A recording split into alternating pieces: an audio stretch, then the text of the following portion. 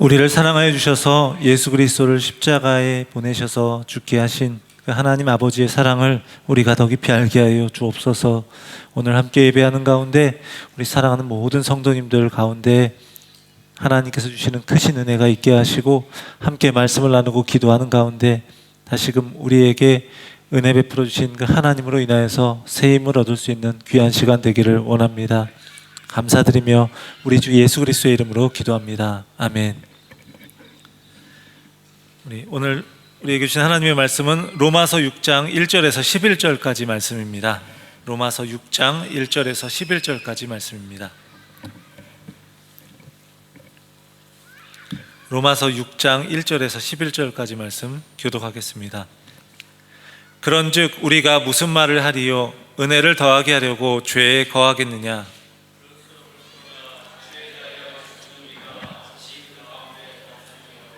무릇 그리스도 예수와 합하여 세례를 받은 우리는 그의 죽으심과 합하여 세례를 받은 줄을 알지 못하느냐?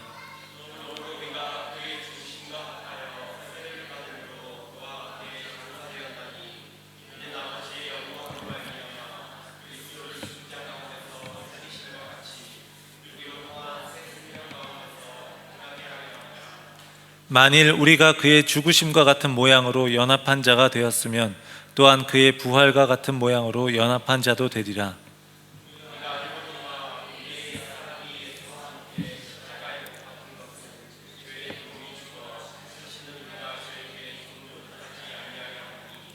이는 죽은 자가 죄에서 벗어나 의롭다 하심을 얻었음이라.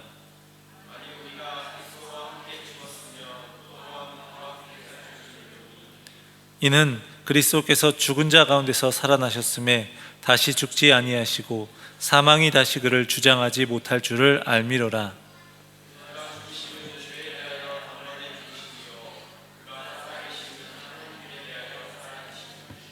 함께 읽겠습니다.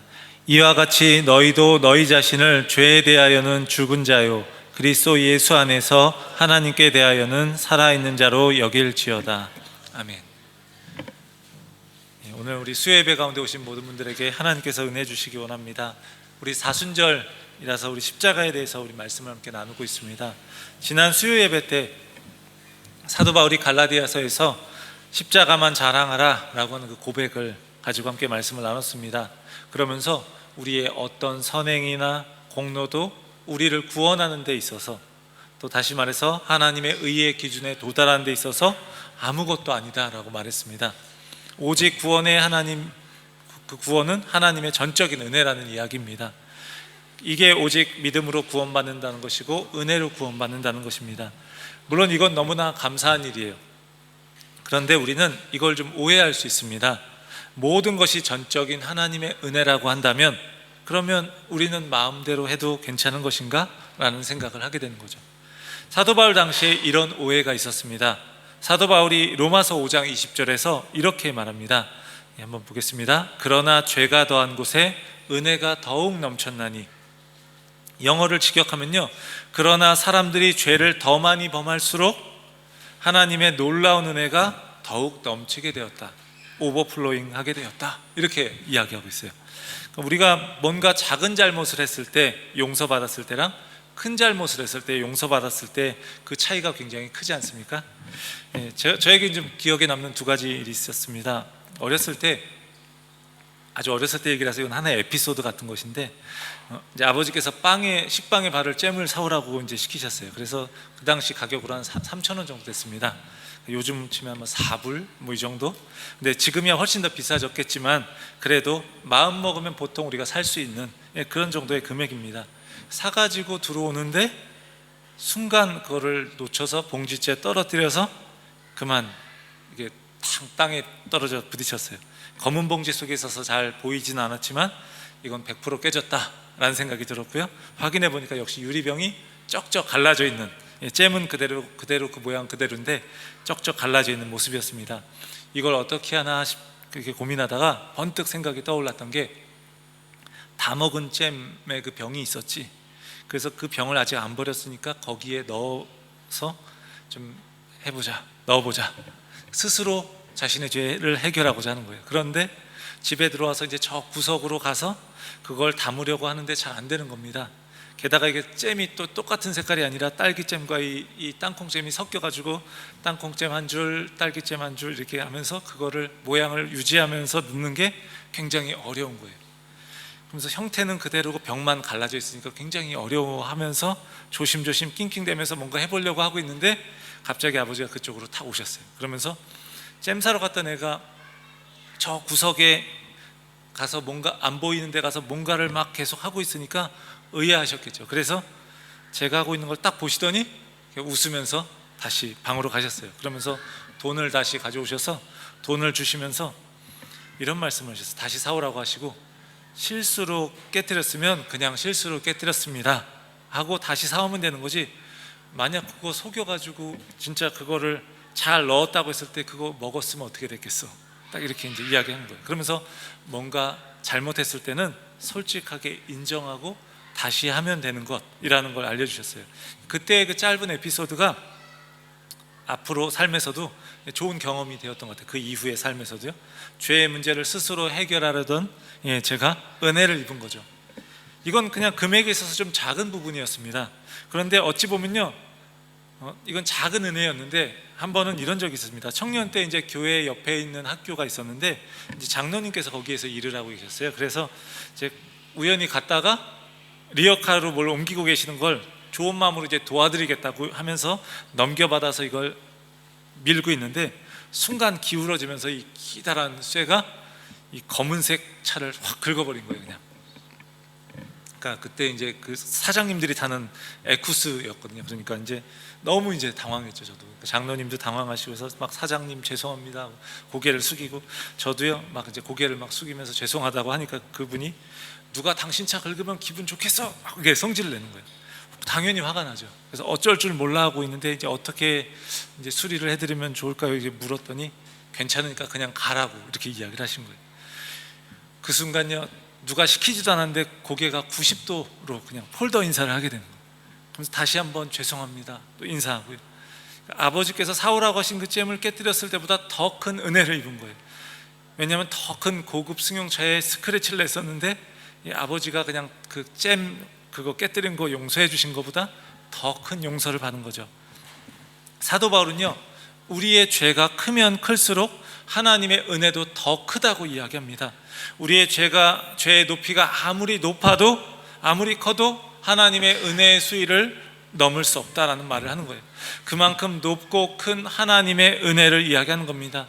우리가 잘났을 때, 우리가 잘 살아가고 있을 때가 아니라 우리가 죄인 되었을 때, 우리가 연약할 때, 우리가 원수 되었을 때 아들을 십자가에 내어주심으로써 보여주신 그 사랑이 그만큼 깊다라는 이야기를 하는 거죠.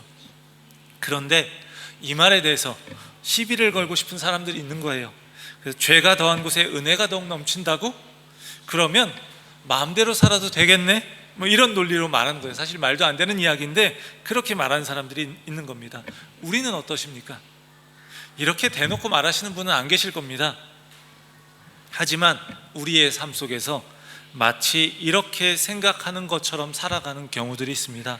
예수님을 믿는다고 이야기하는데 계속해서 죄를 지으면서 그러면서 그 자기를 합리화하기 위해서 하나님은 용서하시는 하나님이시고 사랑이 많으신 분이시니까, 은혜가 넘치시는 분이니까 내 죄를 이렇게 회개하면 용서해 주실 거야 이렇게 이야기하는 거죠.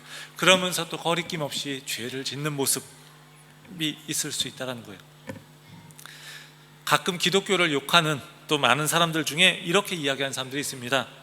기독교인들은 평일에는 실컷 죄 짓고 그리고 일요일 날 가서 하나님께 회개하면 되는구나 라고 이렇게 말하면서 비꼬는 경우들을 제가 들어봤습니다. 마치 회개라는 동전을 자판기에 넣으면 용서라고 하는 음료수가 나오는 것처럼 그렇게 말하는 거예요. 근데 이건 기독교를 오해한 거죠. 과연 그럴까요? 예수 믿은 우리가 내 노력이나 선행이나 공로로 구원받은 게 아니고 은혜로 구원받은 것이니까 내 마음대로 살아도 괜찮은 것일까요?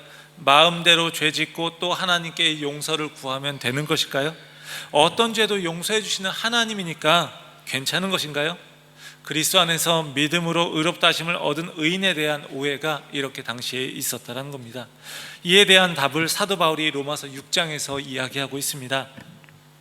바울이 먼저 2절에서 이야기합니다. 그런즉 우리가 무슨 말을 하리요? 은혜를 더하게 하려고 죄에 거하겠느냐? 그럴 수 없느니라. 죄에 대하여 죽은 우리가, 뭐라고요? 죄에 대하여 죽은 우리가 어찌 그 가운데 더 살리요? 우리를 뭐라고 합니까? 죄에 대하여 죽은 우리라고 이야기해요. 의인은 죄에 대해서 죽은 존재라고 말하는 거예요. 죄에 대해서 죽은 자라는 말, 죽음은 무엇을 의미하는 거죠? 관계가 끊어졌다는 것, 단절됐다는 걸 이야기하는 겁니다. 이제 죄에 대해서 죽었다. 이제 우리는 죄와 상관이 없는 사람이 되었다는 거예요. 부부가 살아가다가 한 명이 이제 먼저 세상을 떠나게 되면요, 그 관계가 사라지는 거 아닙니까? 물론 이제 뭐 기억하고 그럴 수 있지만, 그래서 사라지게 되고 뭐 그 남은 사람이 뭐 재혼을 한다고 해도 문제되지 않는 일들이 있는 것은, 죽음은 관계의 단절을 말하는 것이기 때문에 그래요. 죄에 대해서 죽었기 때문에 그냥 죄 가운데서 우리 살지 말고 좀 착하게 살아봅시다, 이런 얘기를 하는 게 아닙니다. 죄에 대해서 죽었기 때문에 죄 가운데 살아갈 수 없다라고 말하는 거예요. 죄 가운데서 살아갈 수 없다, 그럴 수 없느니라, 이렇게 이야기해요. 이것에 대해서요, 필리벤시가 놀라운 하나님의 은혜라는 책에서 인용한 내용을 오래전에 봤는데 그게 늘 기억에 남고, 이 부분을 얘기할 때는 항상 기억에 남습니다. 은혜를 더하게 하려고 죄에 거하겠느냐, 이걸 이렇게 이제 예를 들어 이야기해요. 결혼식을 해서 이제 신랑과 신부가 첫날 밤에 이제 있는데, 신랑이 신부에게 이런 말을 합니다.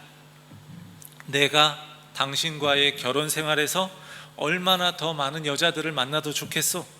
내가 더 많은 여자를 만날수록 당신이 나를 더 많이 용서하게 되고 더 은혜를 베풀게 되니까 당신의 용서와 은혜가 더 빛나지 않겠소? 이렇게 물어본다고 생각을 해보세요. 예를 들어보는 거죠. 가정해 보는 겁니다. 필리벤 씨가 이렇게 대답해요. 그 바람둥이 남편에게 할 수 있는 것은 따귀를 한 대 올려붙이면서 그럴 수 없느니라 라고 말하는 것 뿐이라는 거예요.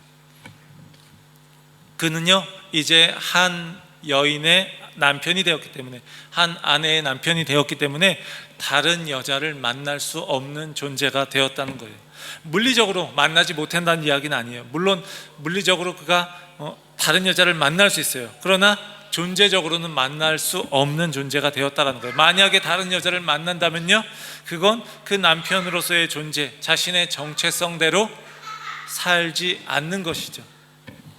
이것과 같은 겁니다. 예수 그리스도의 십자가의 은혜로 구원받았다면 우리는 죄 가운데서 살 수 없는데, 이전에 죄 가운데 살 수 없는 존재, 우리가 그러니까 이전과는 다르게 죄 가운데 살 수 없는 존재가 되었다는 거예요. 그게 우리의 정체성, 아이덴티티라는 거예요.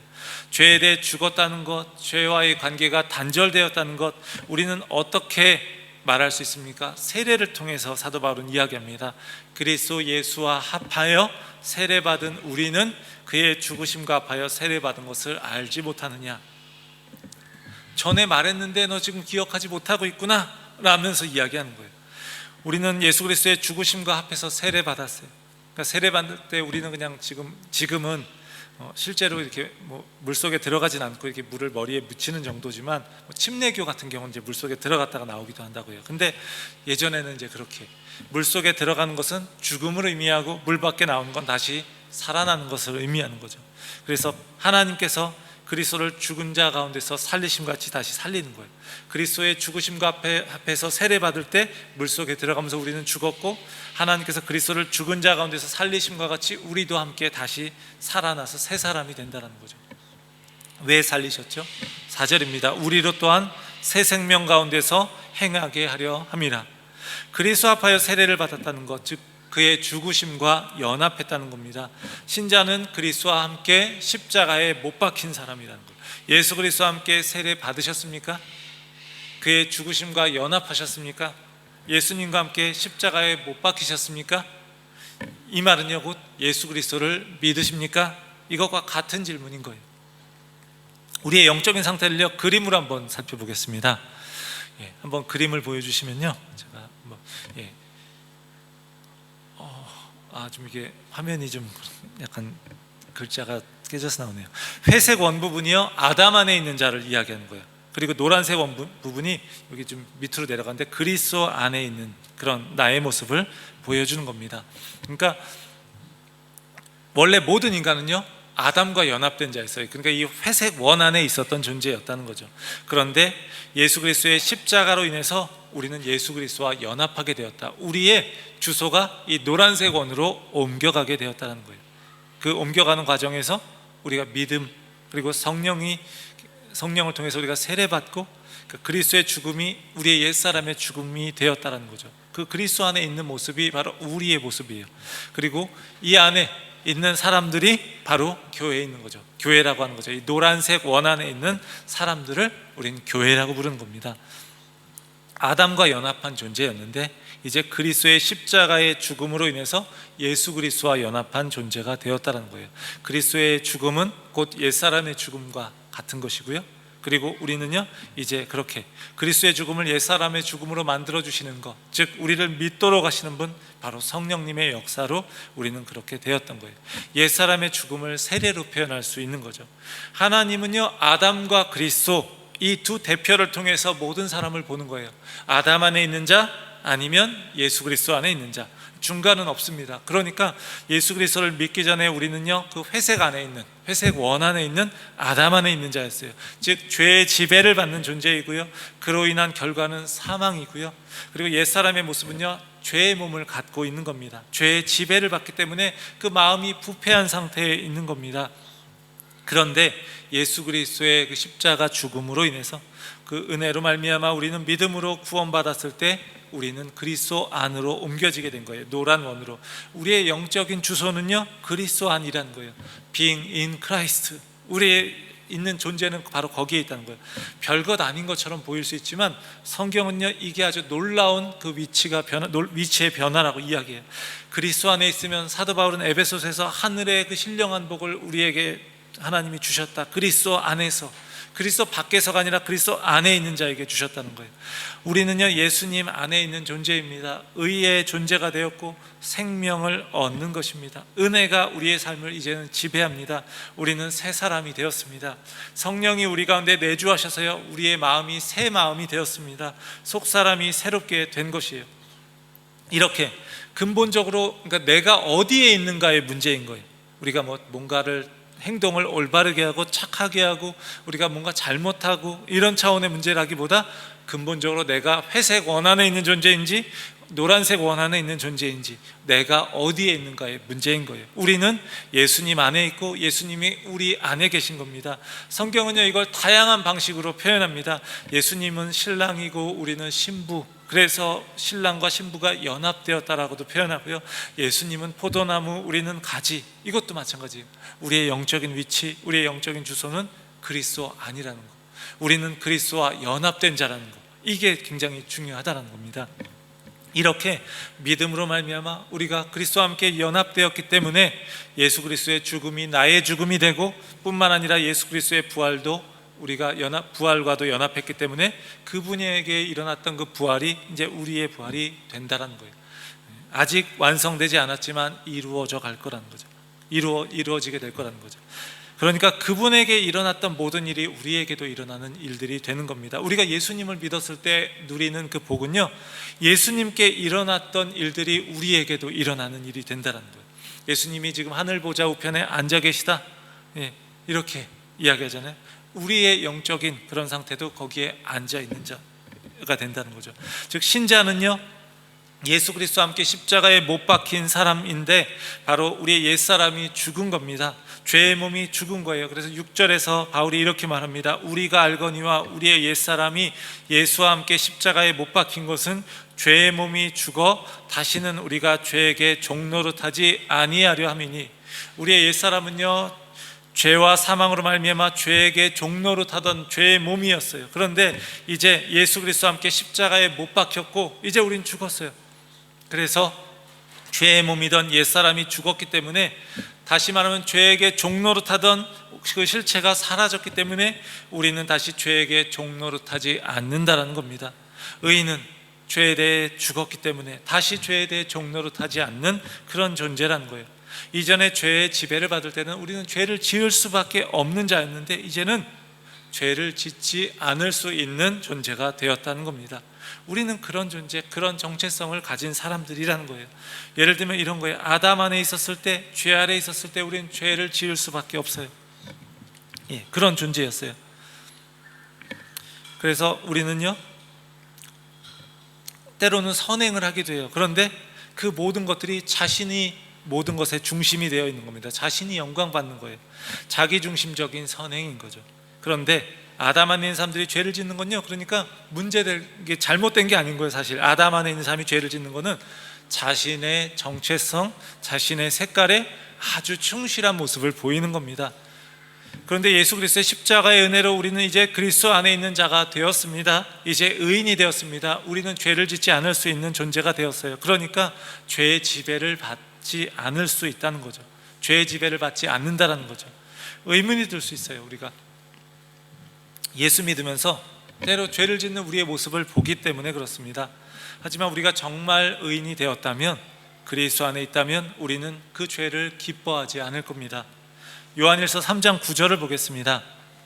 하나님께로부터 난 자마다 죄를 짓지 아니하나니 이는 하나님의 씨가 그의 속에 거함이요 그도 범죄하지 못하는 것은 하나님께로부터 났음이라. 이 말씀 보시면 어떠신가요? 하나님께로부터 난 자마다 죄를 짓지 아니하나니 나는 죄를 짓는 것 같은데 이런 생각이 들 수 있어요. 그런데 이 죄를 짓는다는 것은요, 죄를 지속적으로 짓는다는 것을 의미하는 거예요. 그래서 보면은 이제 영어에도 써 있죠.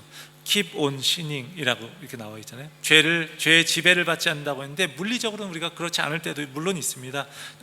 실수로 죄를 지을 때도 있습니다. 그런데 하나님의 사람의 특징은요, 죄에 계속해서 거하기를 기뻐하지 않는다는 거예요. 그렇게 살면요, 뭔가 잘못된 것을 느끼고 불편하게 느끼는 거예요. 뭔가. 그러니까 죄의 지배를 받지 않고 은혜 가운데 보호를 받아서 날마다 거룩함 가운데 나아갈 수 있게 되는 거죠. 오늘 말씀의 제목이요, 죄에 대하여 죽은 자인데 그 뒤에요, 이 말이 또 생략되어 있습니다. 하나님에 대하여 산 자라는 말. 우리는 죄에 대하여 죽은 자, 하나님에 대하여 산 자. 이게 우리의 정체성인 거예요. 죄에 대하여 죽은 자, 하나님에 대하여 산 자.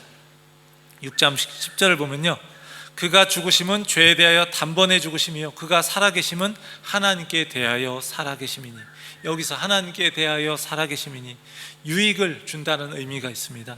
즉 하나님께 유익이 되도록 살아계심이니, 즉 그분을 영화롭게 하는 모습으로 살아계심이니, 예수 그리스도께서 죽으심은 바로 하나님을 영화롭게 하는 모습으로 죽으신 것이고 그 영화롭게 하는 모습으로 살아계시는 것이라는 거예요.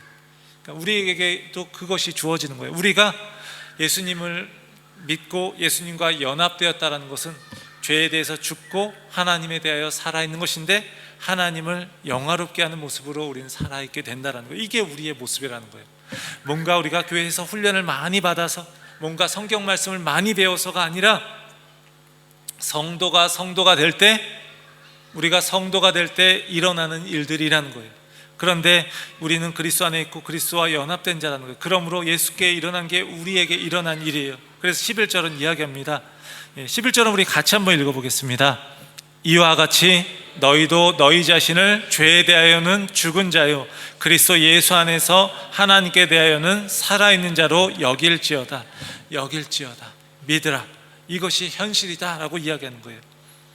이와 같이 여러분도 죄에 대해서 죽은 사람이고 하나님을 위해서는 그리스도 예수 안에서 살아있는 사람, 살고 있는 사람이라는 것을 알아야 합니다. 그렇게 여러분은 믿어야 합니다. 그렇게 여겨야 합니다. 믿는다고 하면서 죄 짓는 것은 어쩔 수 없는 것이지 라고 우리는 체념하며 살아가는 경우가 많습니다. 누군가를 미워하는 것을 어쩔 수 없지 우리는 생각할 수 있습니다. 그리고 우리가 뭔가 죄를 지으면서 나는 연약하니까 어쩔 수 없지 이렇게 생각할 수 있어요. 근데 성경이 말하는 것은 아니라는 거예요. 신자는요, 죄를 이길 수 있다는 것이 바로 복음이 말하고 있는 메시지인 거예요. 죄의 지배를 받는 우리의 옛사람은 죽었기 때문에. 이것을 잘 설명해 주는 게 있습니다. 어떤 나라에 왕이 있었어요. 그런데 강력한 폭군이었어요. 이제 옛사람을 의미하는 거예요. 우리의 죄된 몸을 이야기하는 겁니다. 수많은 악한 일을 했습니다. 그래서 이제 참다 못한 백성들이요, 혁명을 일으켜서 그 왕을 내쫓고 그 왕을 십자가에 못을 박았습니다. 십자가에 못 박힌 채로 그 왕이 이제 죽진 않은 상태에서 계속해서 이제 소리를 지르는 거예요. 하인을 노려보면서 배고프니까 당장 밥을 가져오지 못할까 소리를 치는 거예요. 그러니까 그 하인이 너무 무서워서 쳐다보지도 못하고 눈빛도 마주치지도 못하고 두려워합니다. 그런데요, 하인은 어떻게 하면 되겠습니까? 그 쫓겨난 그 왕을요, 죽은 줄로 여기면 되는 거예요. 저 사람은 죽었다라고 생각하고 무슨 소리를 지르든지 자기를 노려보든지 신경 쓰지 않으면 되는 겁니다. 우리의 옛사람은요, 죽었다고 여기면 되는 거예요. 이제 당신에게 종로로 타던 나의 정체성은 이제 예전의 나는 이제 없다라고 이야기하면 되는 겁니다. 미국에서 남북전쟁을 한 후에 노예제가 폐지되었잖아요. 모든 노예들에게 이제 자유가 주어졌습니다. 오랜 세월 노예로 지내왔던 그 노예들은요, 자신들의 그 새로운 신분을 이해하기가 굉장히 어려웠습니다. 자유의 몸이 되었다는 선포를 들었지만 수백 번 그 말을 들었어도 그것을 잘 이해할 수가 없었습니다. 그래서 옛날 주인이 다가오면 벌벌 떨거나 겁내면서 자신이 다시 팔려가는 것은 아닌지 굉장히 미심쩍어하고 의심했어요. 비슷한 두 가지 이야기죠. 우리의 모습은 혹시 이런 것이 아닙니까? 우리는 이미 죄의 지배를 받던 옛사람이 죽었고 새로운 정체성을 갖게 되었는데 그것을 깨닫지 못하고 있는 것은 아닌가요? 그래서 우리가 죄가 이끄는 대로 마치 우리는 그렇게 살 수 없는 존재인데 그럴 수 없느니라 라고 했는데 그렇게 살아가고 있는 것은 아닌지 우리가 돌아볼 수 있기를 원합니다. 하나님은 말씀하셔요. 우리가 그리스도 안에 있으면 죄에 대해 죽은 자이므로 더 이상 죄의 지배와 통치 아래 있지 않다고 말입니다. 그리고 하나님에 대하여 살아있어서 하나님을 영화롭게 하는 삶을 살게 되는 존재라고 말입니다. 그게 그렇게 여길지어다. 우리는 그걸 여기고 그렇게 살아야 되는 거예요. 날마다 그리스도를 살리신 하나님의 능력으로 하나님께서 우리를 새 생명을 가지고 하나님을 위해 살아가게 하십니다. 그게 십자가 아래서 살아가는 삶의 모습인 거예요. 사랑하는 성도 여러분, 우리가 누구인지를 분명히 깨닫기 원합니다. 죄가 우리를 공격할 때 또는 유혹할 때 우리가 누구인지를 분명히 깨닫기 원합니다. 우리는 그리스도 안에 있는 자이고요, 하나님의 은혜 아래 있는 자입니다. 그리스도와 연합하기 전에 우리의 그 옛사람의 모습 가운데, 우리가 그리스도와 연합하기 전에 우리에게 절대적인 권력을 휘두르던 그 죄에 대해서 우리는 이제는 대항해서 싸울 수 있는 겁니다. 우리는 옛삶으로 돌아가는 것은요, 생각할 수 없을 정도로 우리는 이 진리를 붙들고 묵상하고 우리는 이것을 마음에 새길 수 있기를 원합니다. 복음은요, 그 은혜가 너무나 크기 때문에 우리가 죄 짓는 것을 부추기거나 하지 않습니다.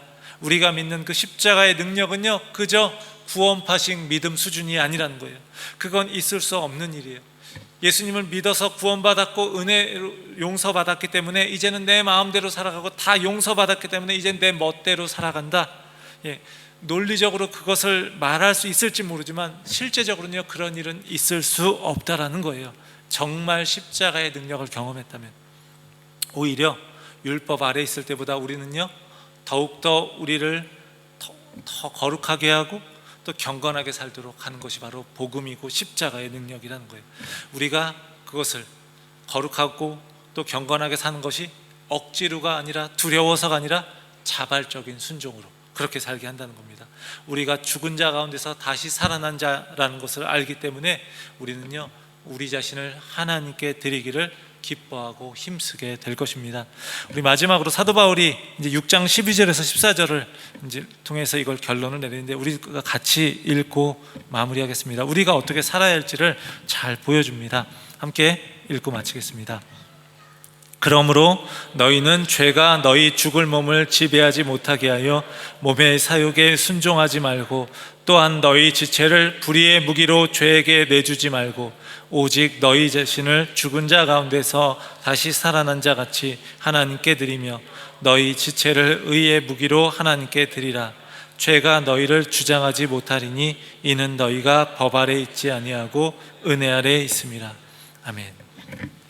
이 시간 우리가 함께 찬양하기 원합니다. 예수 그리스도의 십자가의 은혜를 볼 때 우리의 마음이 겸손해질 수 있습니다. 그리스도의 십자가의 은혜로 말미암아 우리는 예수 그리스도와 함께 죽은 자이고 그래서 이젠 다시 산 자입니다. 우리는 그래서 죄와의 싸움에서 우리는 승리할 수 있습니다. 우리가 도저히 이길 수 없는 것 같은 그 죄의 문제들, 그런데 이미 우리는 승리할 수 있다는 것, 우리가 우리 마음을 하나님께 온전히 드리며 우리가 그렇게 나아가면 이미 하나님이 승리할 힘을 주셨다는 것 기억하면서 우리 함께 찬양하기 원합니다. 우리 함께 예수님 그의 희생 기억할 때 우리 함께 찬양하겠습니다.